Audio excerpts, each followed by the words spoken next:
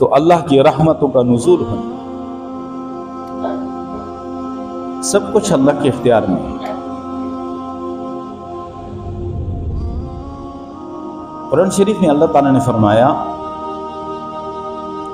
ما يفتح اللہ للناس من رحمت فلا ممسک لها وما يمسك فلا مرسل له من بعده۔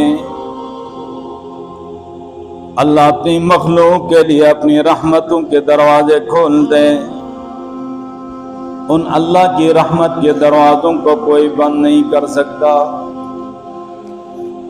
وما يمسك فلا مرسل له من بعده، اور اللہ اپنی رحمتوں کے دروازے بند کر دے، اللہ کی رحمتوں کے دروازوں کو کوئی کھول نہیں سکتا۔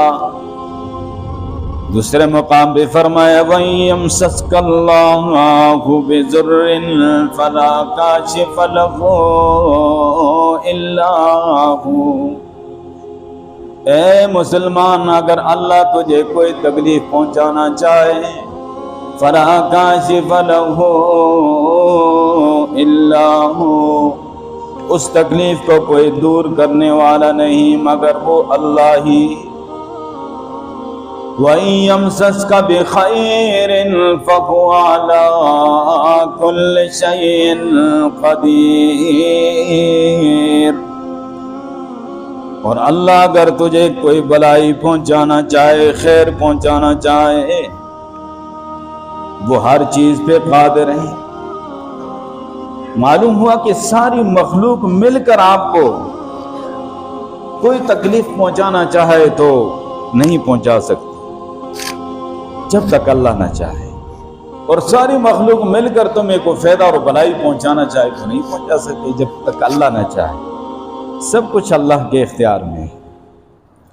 عام طور پہ اسے سمجھا جاتا ہے کہ معاذ اللہ تکلیفیں اللہ کی طرف سے آتی ہیں، مصیبتیں اللہ کی طرف سے آتی ہیں، آزمائشیں اللہ کی طرف سے آتی ہیں،